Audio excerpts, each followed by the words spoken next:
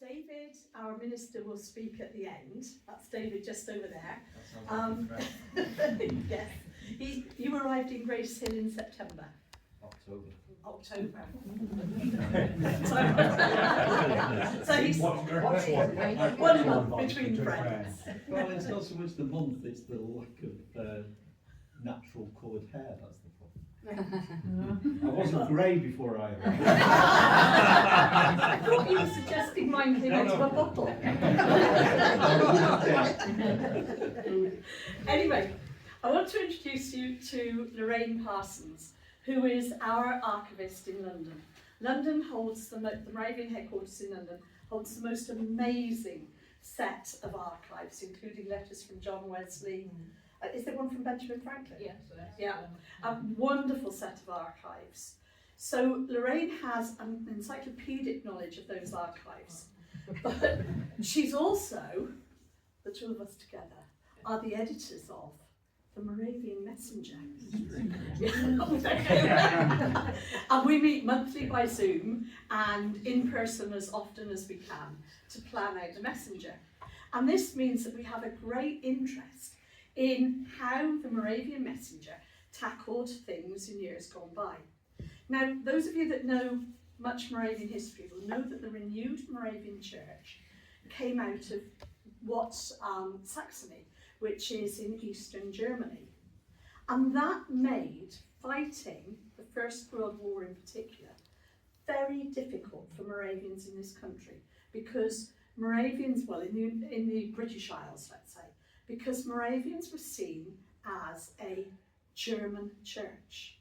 Although most Moravians, completely born and bred, Lancashire, Yorkshire, the Irish district, wherever, it was this perception of being a German church.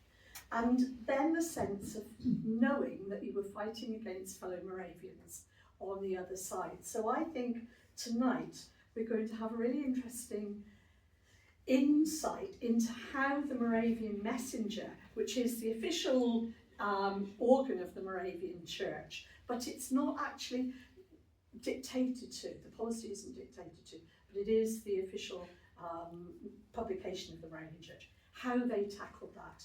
So Lorraine, thank you for coming over. Lorraine likes any excuse to stay in London.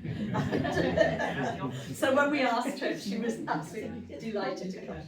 So I'll hand over to you, Lorraine. Thanks very much. Right. Good evening, everyone. Thank you very much for all coming out tonight.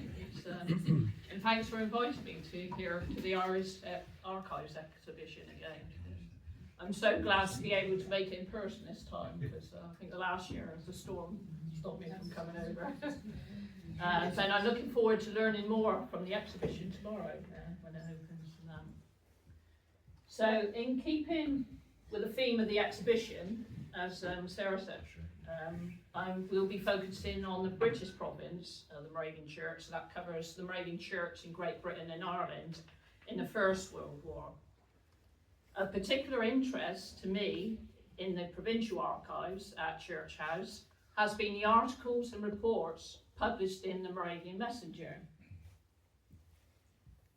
As many of you know, this is the official magazine of the British province that has been published since 1864.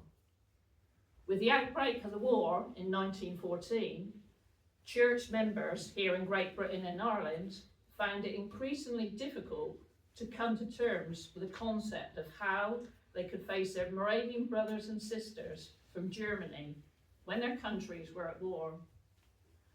Following the emergence of tensions within the church, a debate for unity and reconciliation in the publication ensued that continued throughout the duration of the Great War and beyond, which offers a different perspective. Providing regular updates on the war amongst reports of church work, the Moravian Messenger published a divergent range of opinions which reflected the conflicting loyalties of church members and discussed how they could be reconciled with a view to preservation of unity. The magazine highlights the struggle for this preservation within the British province throughout the war and the problems that hampered the work in the province during that time which influenced this debate. And I will be highlighting some of the issues published in these accounts at a time when the war was making an increasing impact on church life here in Britain.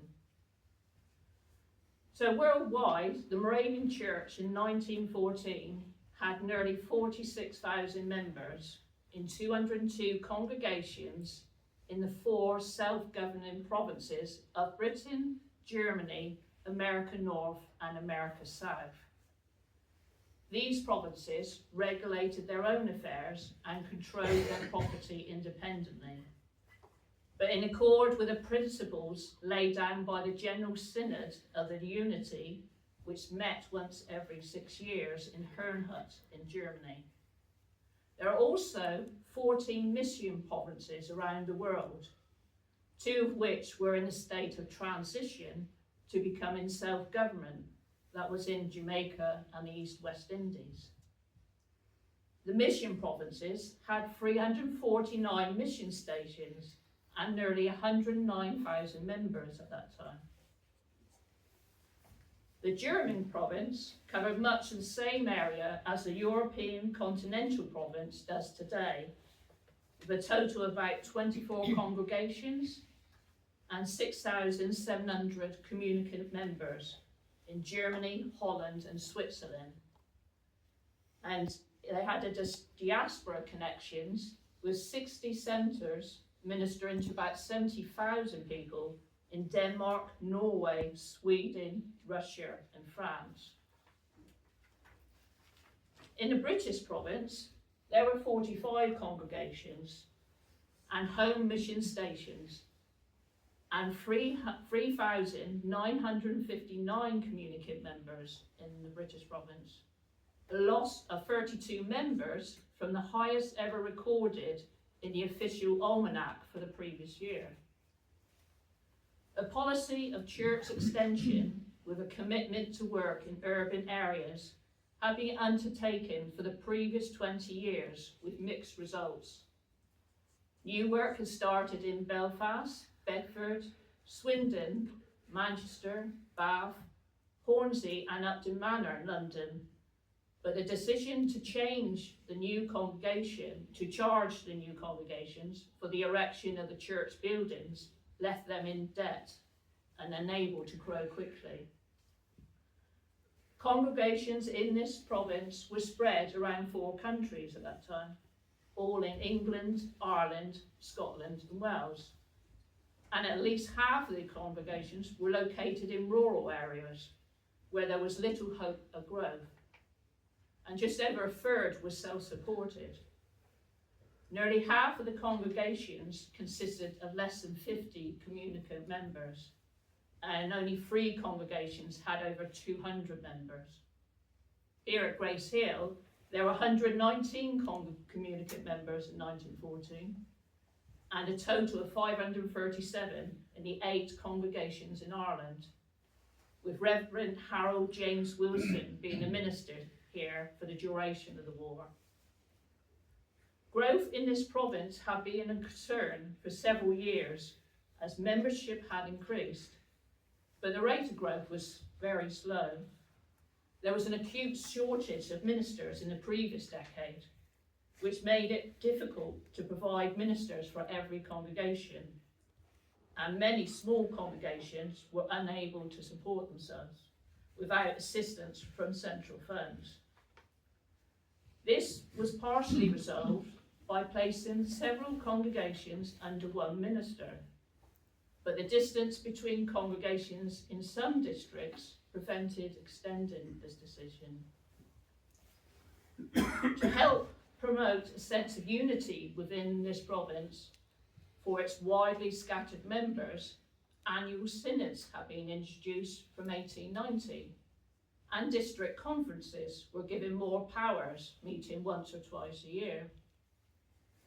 The Moravian Messenger also provided a means to maintain and strengthen the bond of fellowship with other members by circulating news of their work and articles of a devotional and practical kind.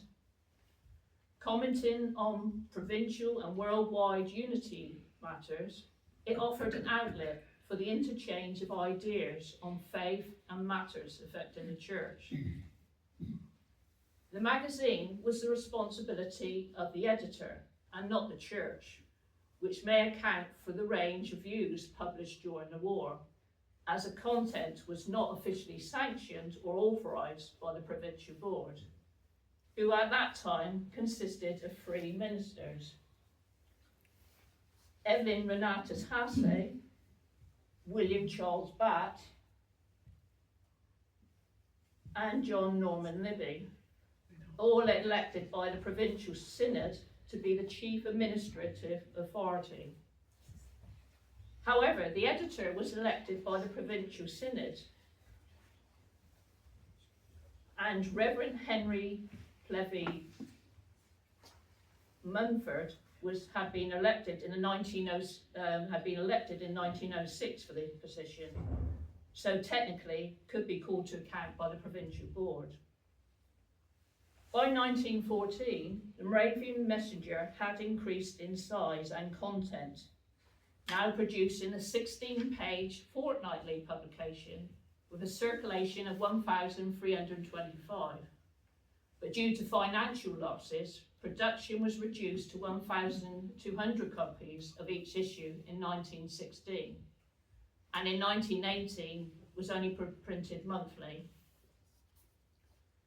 Details of subscribers who were charged at a cost of a penny for each issue, rising to tuppence in 1990, or details of who actually read the magazine is not available, so the extent of its circulation cannot be ascertained. Correspondence from abroad commenting on published articles indicate that some issues were received in Europe and America throughout the war, despite the disruption in communications.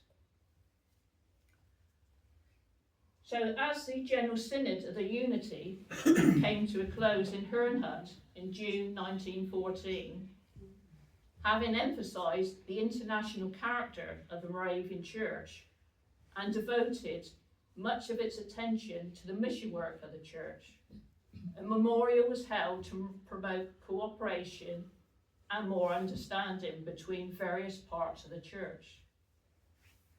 But then in Europe, on the 28th of July, Austria-Hungary, with German encouragement, declared war on Serbia.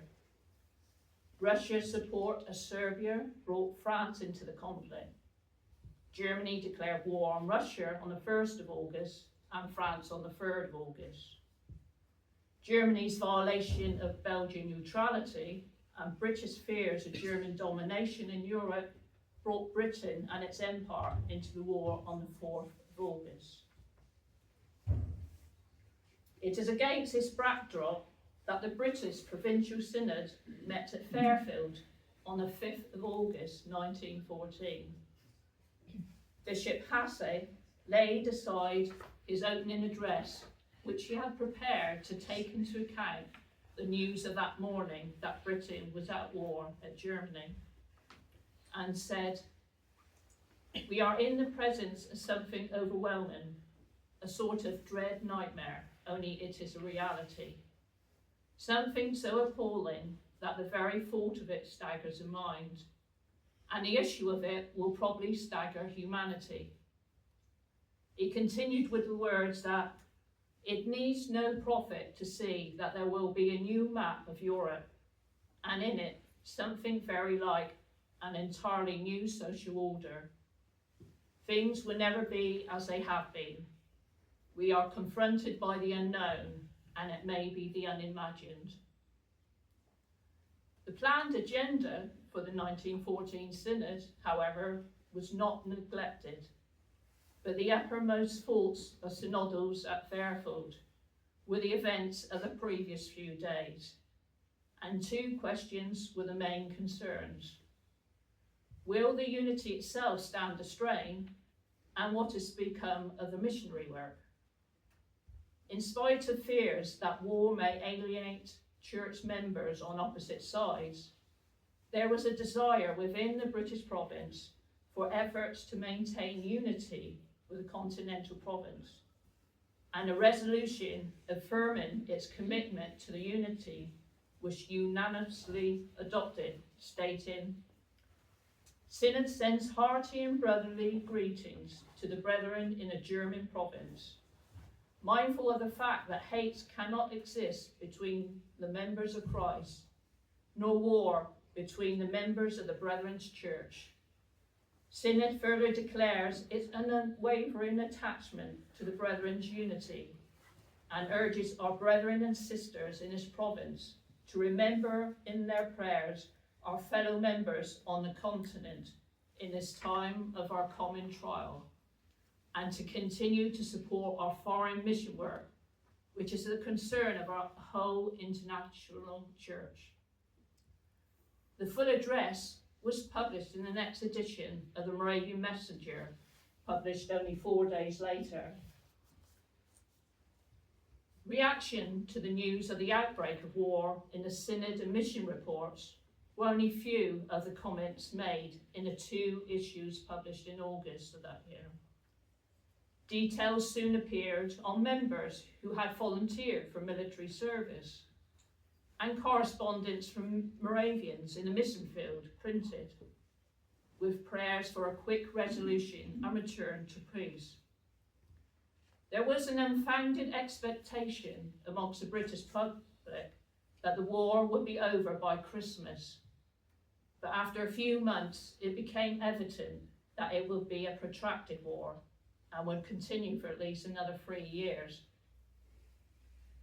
A sequence of events appears to have changed the subdued tone that accounts initially adopted in the Moravian Messenger. Within weeks, reports reached Britain of the atrocities of enemy forces shooting civilians and burning buildings in Belgium and France, which shocked the British public. Then in September 1914, a statement issued by 80 German theologians to Protestants abroad was published in the Saturday Westminster Gazette and commented on in other newspapers, in which it gave their interpretation of the origins and justification for war. The signatories included Bishop Paul Hennig, who British Moravians was astonished to see, particularly as a title of President of the Moravian International Mission Board followed his signature, although he may not have been aware that such an action could place the Moravian Church in such a difficult position. In response to the statement, a circular was issued by the British Provincial Mission Board on the 28th of September, and later published in the Moravian Messenger, which dealt with what they viewed as a manifesto for war. The main concern that by Bishop Hennig signing his office and appending the name Herrnhut to his signature, he has associated the Moravian Church and its contents with the contents of the document. By so doing, they concluded that he could not claim to represent the Moravian Church in its entirety. There was a concern that support to the missionary cause in England could be withdrawn, so the British Provincial Mission Boards were compelled to disassociate themselves from the statement and emphasise that the Moravian missions were not in essence a German undertaking, but that they belonged to and were supported by the entire unity. The German Provincial Board protested against the British Provincial Mission Board statement, reflecting on the German state in connection with the war. A reply to the German theologians was issued by British theologians, and Bishop Evelyn Hasse, the president of the Provincial Board in Great Britain, ensured that he was one of the signatories, signing it as a bishop of the Moravian Church. The reply expressed the dismay that German theologians could commit themselves to a statement of political causes of the war, and noted the omission of a number of facts in a German theologian's statement, and in turn gave their view of the origin of the war. It was noted later in the Moravian Messenger that in a second statement issued by German theologians, there was an absence of Moravians amongst the signatories this time. This was a turning point for British Moravians as they endeavoured to comprehend the position of Christians in Germany. As accounts from German papers arrived in England, noting the apparent hatred of this country, there was a hope that Moravians in Germany did not approve of such comments, and that British and German Moravians would rise above the divisions of war.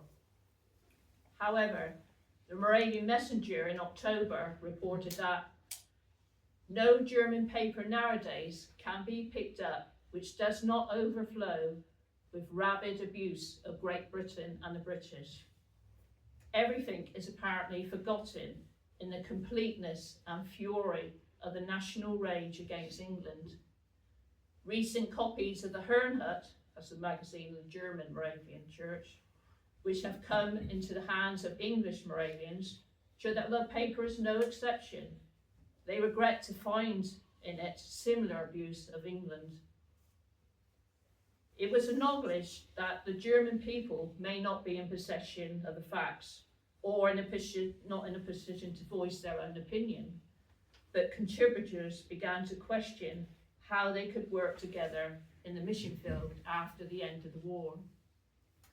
Some Moravians felt obliged to assert their loyalty to their country. Articles now appeared that presented theological and philosophical arguments for military action, and concluded that there was a righteous justification for war and a duty to serve the country.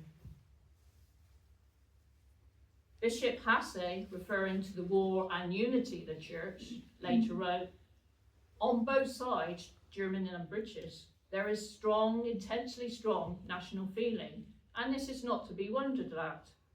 Happily, on our part, there has been no public expression of any bitterness, and I trust we shall continue the same dignified self-restraint.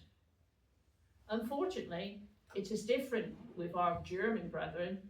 It is perhaps as well that what they are writing about is in the Herrnhut magazine is not generally known. One can only hope and pray that by the time peace is restored, their eyes will have been opened and their attitude changed. Otherwise, the unity is indeed in grave peril." When news of the bombardment of undefended towns in Scarborough and Whitby was received, a righteous indignation of the Methodish news was expressed, and observed that there was no respect for the laws of war. Later reports of the sinking of the Lusitania and Falaba, the shooting of Nurse Cavell, mistreatment of prisoners, and the Zeppelin raids, two of which fortunately just missed the church of Fetter Lane in London, all further hardening the attitude of British Moravians.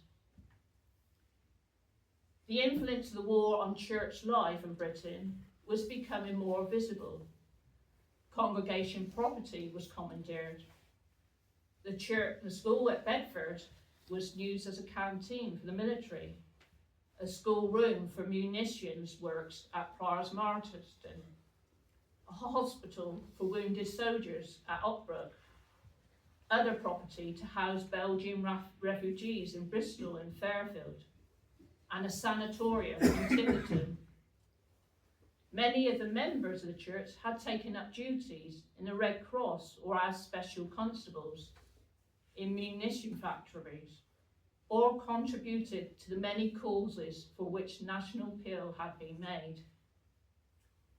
The impact of the loss of young men from congregations was starting to be felt.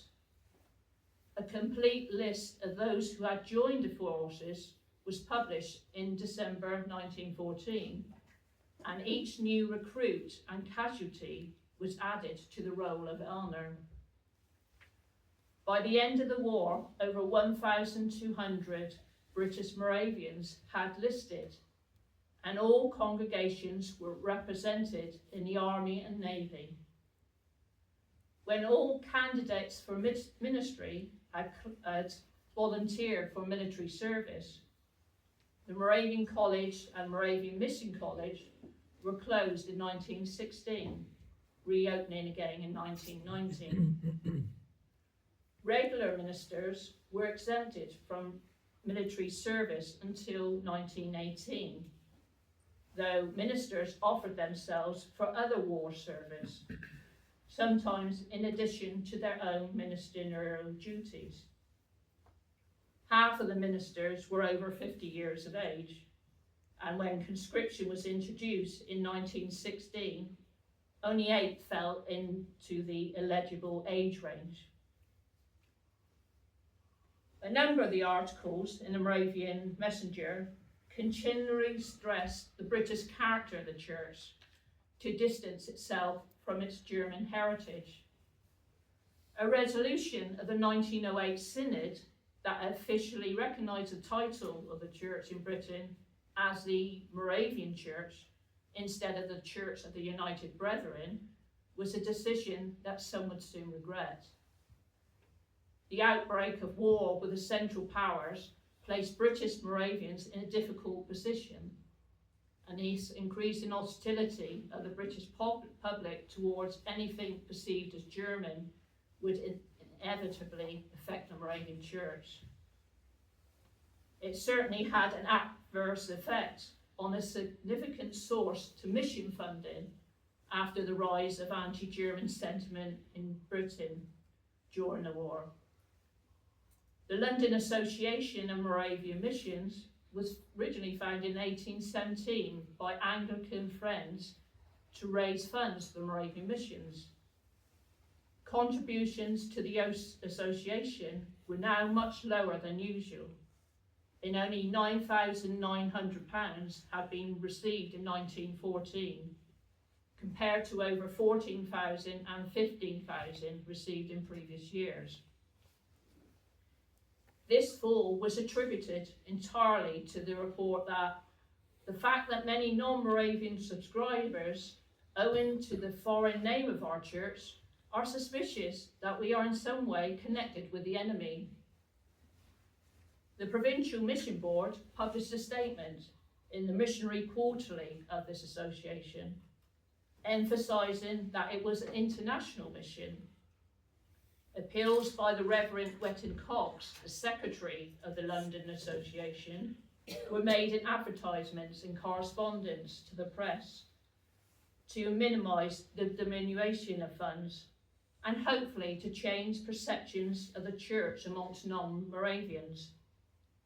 Excerpts from reports were sent to the Moravian Messenger in an effort to encourage more support. As communication was disrupted, British Moravians felt that they were much in the dark about the actual state of affairs of the unity. They could only conclude from the few reports received from the continent and references in American papers that the divide between the two provinces was widening and became more anxious about the future of the church. The editor was hesitant to raise the question in issues published in the first year of war, as it was only in its early stages. And Bishop Hasse wrote that such a discussion may irritate people and requested the directing board to take a lead. Clarence Harvey-Shaw replied that when everything is uncertain, both national and international, we should have absolutely no firm foundation to build upon, and should think less of our church and the war, and more of the church and the war. By the end of 1915, Brother Pencil came to the conclusion that the breaking point of the unity had now come as far as a British province was concerned, on the question of the moralities of the war as waged by Germany. In February 1916, he claimed how disastrous it would be for the British province to consider the severance of the unity. There was some concern that much of the content of the Messenger was concentrated on the war, and the editor noted that all of the articles received on other subjects had been published. Regular contributions by Bishop Hasse and Alfred Harold Mumford, who wrote on the causes of war under the pseudonyms of Videns and Vindex, were appreciated by many readers. Others criticised them as merely expressions of opinion, and they complained about the repetition of the subject. With the quincentenary commemoration of the death of Jan Hus, planned for the 6th of June 1915 encouraged, a series of articles appeared on Hus, which disassociated the church from its German heritage.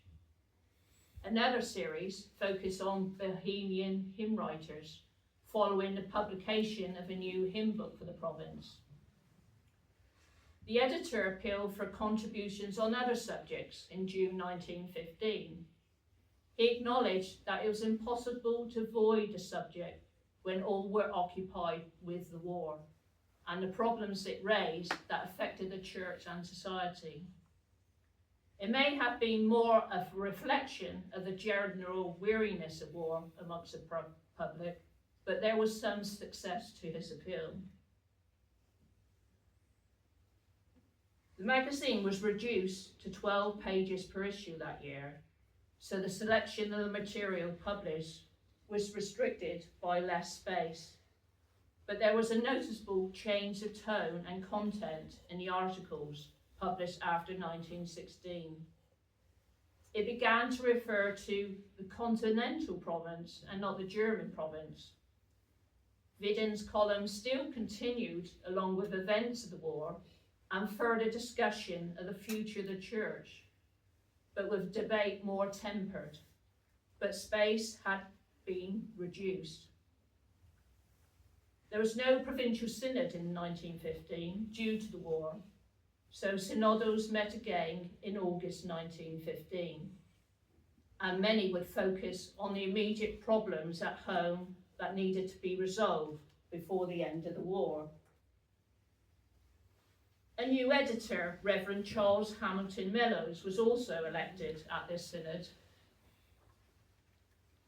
With mounting casualties reported and increasing number of members now in military service, there was a demand for an updated roll of honour to be printed and more to recognise those on active duties.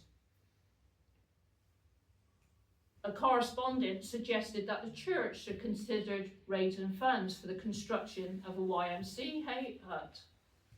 The church was as yet unrepresented amongst the official chaplains in the forces, so this was regarded as a means to provide some support for those on the front line. Arthur Asbo, a Moravian mission student, now serving with the YMCA, was sent to oversee the construction of the hut at an important ammunition depot at the mouth of the Somme in Sangerville, which was opened in April 1917 and named as the Moravian Messenger YMCA hut. In November 1917, a special edition for those in the forces was produced, with accounts from those in the service, reports on the messenger hut and the hospital at Otbrook, and a full roll of honour. But this edition omitted any reference to the future of the church or problems at home.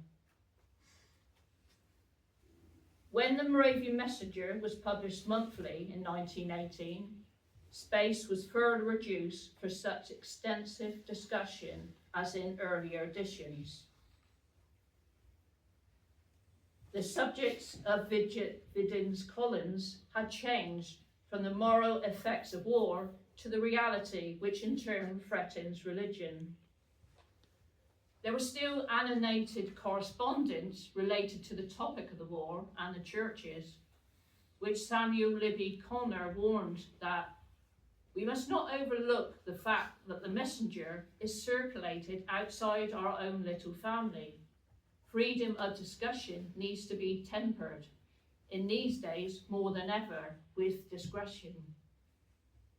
He regretted that the Britain's cause in the war was described as just, which would be of no comfort to those who had suffered, whilst others warned against the denial of liberty of speech in the magazine, saying, "It does not mean that we shall shut our eyes to the hard facts of the atrocious wrongs done, but it does mean that we shall not make them as a starting point of our considerations, the foundation of our peace measures." Anxiety continued as debate had been closed in official quarters, chiefly for diplomatic reasons. It was felt that the spiritual life in the church was now at a low ebb, and so sought synodal legislation as a remedy, as ministers had no common policy on their work, and members needed reassurance and direction on the future of the church. Finance, the heavy losses of the schools, debts from church buildings, the supply of the ministry, prevailing lack of missionary enthusiasm, perhaps due to the concentration of local development and closure of the colleges for training for the last few years, discussion of the closure of some congregations and the future were all to be settled at the next synod. The cost of living had increased by 85% since 1914, yet stipends had remained the same. Before the end of the war, demand grew for a synod in 1919. Many argued that 3 years was too long to go without a meeting, when threatened by the danger of the disintegration, and it was recognised that there should be closer contact between the administration and the congregations. There was still a wide difference of opinion on the question of the unity, and an impatience for a discussion even after the war had ended. Henry Plevy Mumford protested against a comment by a member of the mission board which implied that relations existing before the war between the two provinces would be resumed as a matter of course. Strong objections have been made in a recent Yorkshire conference about the British province cooperating with the German province in foreign mission work, unless repentance was shown and regret expressed by representative members of the church in Germany. Clarence Harvey Shaw and Arthur Stanley Ward, a member of the mission board, both responded that a demand for an apology would have no meaning when none of the members of the mission board were personally responsible, and any demand would make no real contribution to the work of reconciliation. The fears and concerns of the future of the unity could not be fully addressed until Synod finally met, when for the first time in 5 years it could hold a full and open discussion. The August 1919 edition of the Moravian Messenger reported on the 1919 Synod that despite having 70 different points of view, the demand for knowledge in candour led to the settlement of many issues. The Synod requested that the British representative on the mission board should contact the German members of the mission board to explain the difficult position in which the British province found themselves, and to ascertain their views with the crimes committed by Germany during the war. It also proposed that the headquarters of the mission work should be removed from Herrnhut to London or America. There was settlement on the problem of the unity, with the assumption that the work of the church would continue, and there was no suggestion of separation from the unity. The publication of the results of the Unity Conference in Zeiss in the September issue provided some reassurance from unity leaders and the opportunity for reconciliation when it brought together the different parts of the unity after 5 years of working independently. It not only allowed for a free interchange of ideas to a re-establish mutual confidence, but it arrived at an understanding of the cause and necessity of the various independent actions taken since 1914. It agreed that the administration of the missions adopted under war conditions would be continued until further notice. So in conclusion, the debates, reports and letters all published in the Moravian Messenger during the First World War inform us of the contrasting opinions, but only of a limited number of people. However, they were written by not only members of the Church, home and abroad, but also from non-Moravians. Discussion and controversy about who was responsible for starting the war was a regular feature. Given that the issue of war was itself infused with some patriotism and propaganda, we must question the nature of the sources themselves. The magazine, although an official publication of the province, was not censored, but the editor was responsible for the selection of content, with the remit to allow the interchange of views and ideas. The issues of content and self-censorship of contributors were publicly debated within the magazine, with continued pleas for self-restraint to patriotism, countered with the rights of freedom of speech, and at times makes for an animated discussion. It cannot, however, give a definitive picture of the issues of that time, particularly as its influence is debatable and the selection of articles are not necessarily reflective of the province as a whole. The disruption in communication ensured that discussions were affected by misinformation and knowledge of the full details of the events of war. It would be useful to examine the accounts published in the other Moravian provinces during the war and their personal correspondence and reports for further analysis. Thank you very much for listening.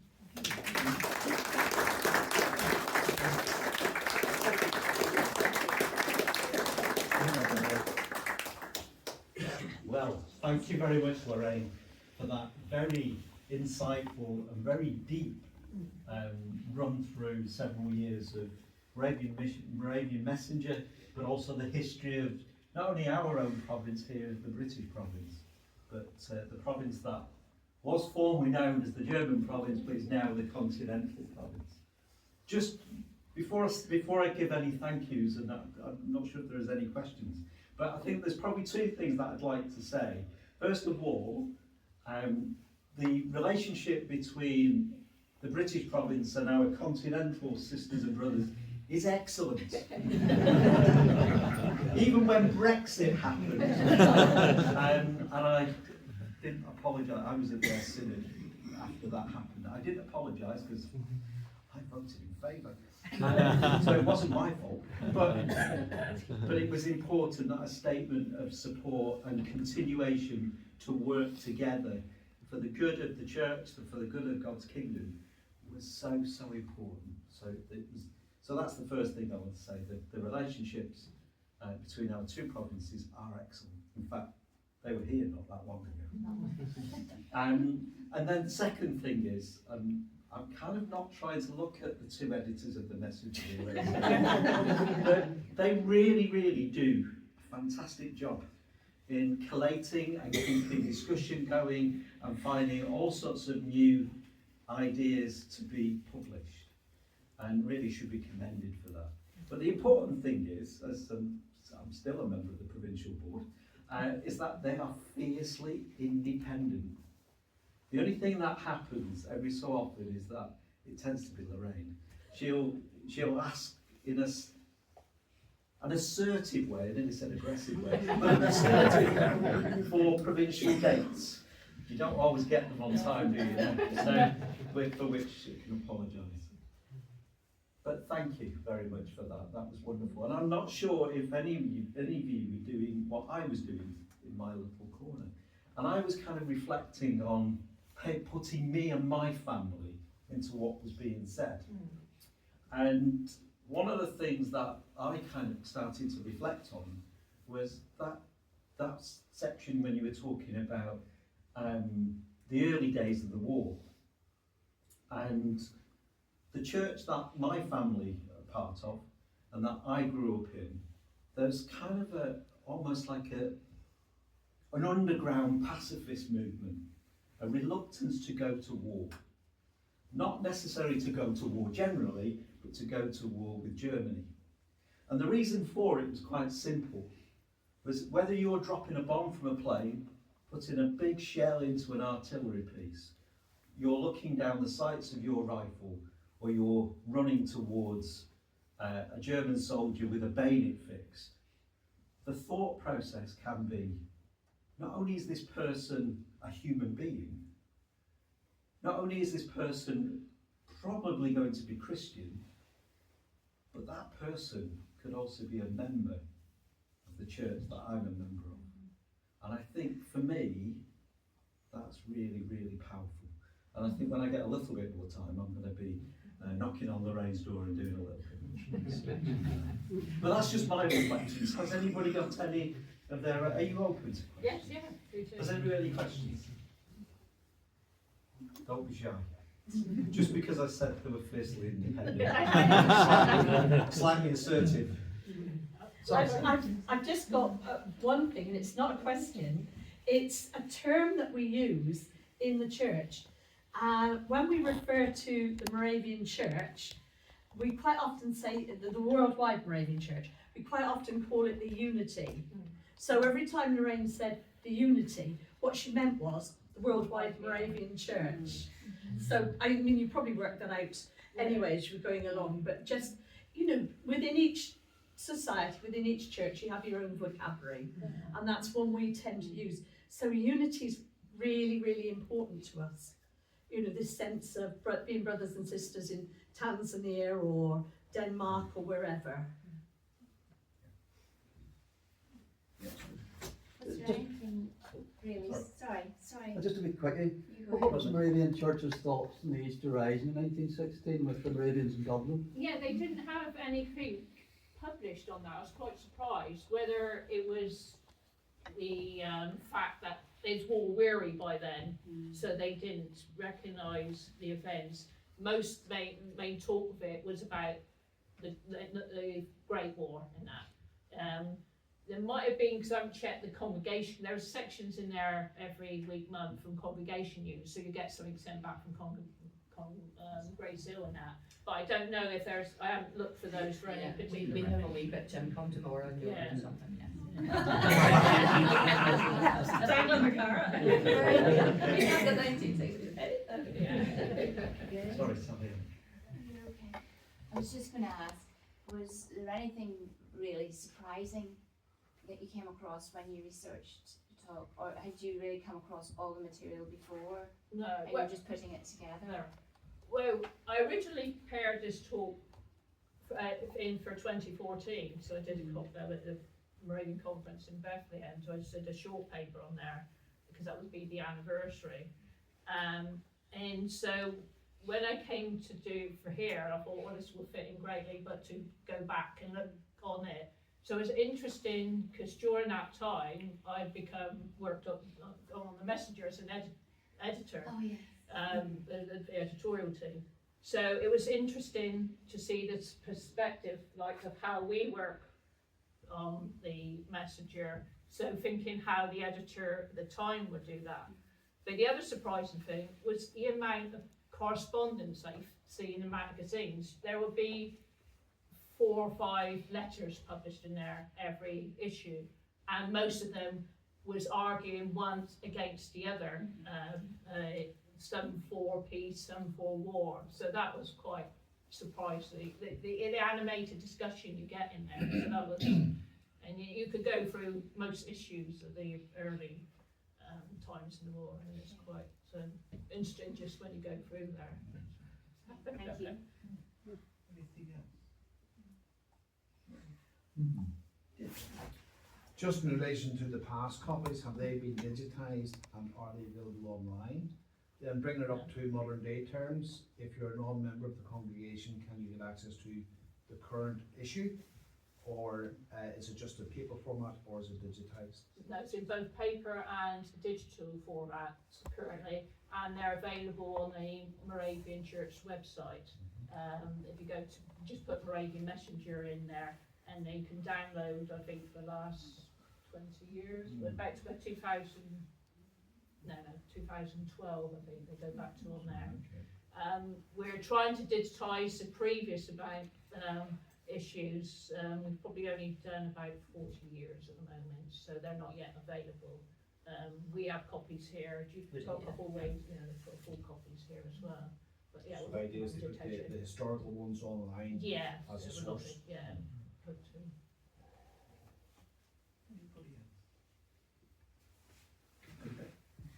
Anybody who knows me well, silence means move on to the next. I think just kind of reflecting on what I've heard tonight, a couple of other things I kind of perhaps want to share was, it's 12 years ago now, isn't it? 2014, when it was the centenary of the outbreak of the First World War. I was the minister at Otbrook, and I'm sure we did something similar here at Grace Hill to commemorate, to remember, not to celebrate, the outbreak of the First World War. And so the couple of people in the congregation then entered the archives at Otbrook, and there was three things that kind of stood out for me. First of all, the school next door, which was a Moravian school at the time, and it's just kind of reminding me here, where am I looking? The Kaiser. Anyway, the Kaiser's mentioned there, abdication of the German Kaiser. There was a former pupil at the school at Otbrook, who, I think it was about 1918. When she left school, she went into the employment of the German Kaiser to look after the children, his children. So that's a really quite close connection. And there is a book, which there's a copy of Church House, which is quite an interesting, about the way this was from about 1918, I think, and she was able to tell a little bit about the preparations for war, should it happen. So that was the first thing. Second thing was, Lorraine mentioned about the hospital at Otbrook, if anybody knows it, but it's in the lecture hall. And that was an auxiliary hospital, mainly for Belgian troops. But the matron who ran it, there's a bit of a mystery about her, because she was there one day and not there the next. And the rumour is that she was actually a German spy. And then the final thing, straight out of my playbook, is the congregation diary. Ministers are really obliged to write a bit of news about the congregation on a day-to-day basis, which does go on to form part of the archive. And the day war broke out, the minister at Otbrook, and I can't for the life of me remember who he was, the entry for the day the First World War broke out was, minister went on holiday. So that kind of puts it into a bit of context, what would follow in the next 4 years and so on, what we've heard a lot about tonight. The minister of the day wasn't really bothered. What was that referring, because he's gone to synod? I could well have Because been. the next day, they declared, or Britain declared war, they were at synod in Fairfield, Okay. unless he called that holiday. I personally, I'm not sure Sarah and anybody else knows about that as well. So just a little bit of humour there, maybe. thank you very much for coming this evening. And I hope you found it both entertaining but also very, very informative. And I know, because I know Lorraine really quite well, how much work she's put in. And you should be congratulated. So let's do it.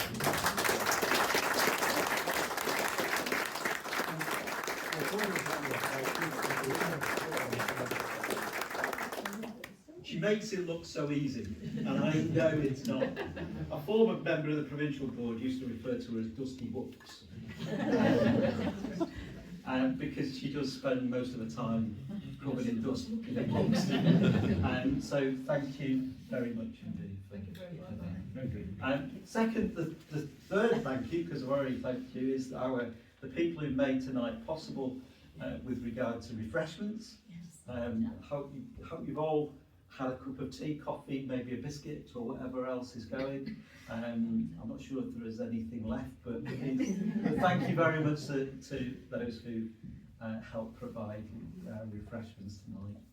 And then really a final thank you is to Jackie and her team of very, very dedicated, interesting people, and those people who come in day by day, week by week, and really just kind of make the archives come alive again. And I think, and I think that is a real gift, that something that is a dusty book can actually come to life again and inform, not only inform us of yesteryear, but make us reflect on what's happening in the world around us. So a big thank you to Jackie and her team as well. So let's give everybody a round.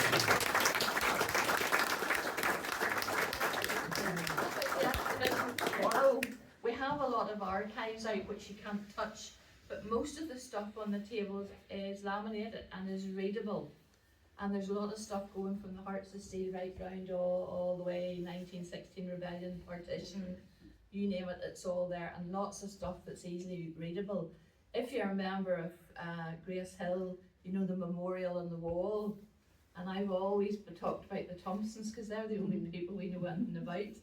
So the idea behind this exhibition was actually started from there, and then I found a real interested person who's sitting to my left here, and he has just taken the memorial apart, and we know where they live, we can see where they live in the village, etc. So for anybody from the church, I think that's very interesting. And we have a couple of guides. Alistair Donaghy, who's a very high up guide in Ballymena, is giving a talk on the 1790 Rebellion, which should be very good, and Andrew's giving a talk on the memorial and Moravians in the area. We've tried to keep it so that it's Moravians, but also that the Moravians fought with other people in the war, so they weren't just by themselves. So we've brought in the outside things as well. So we'd be delighted if we could see you tomorrow, for even 10 minutes. Thank you. So that's 11 o'clock tomorrow. Yeah. Not 10 o'clock.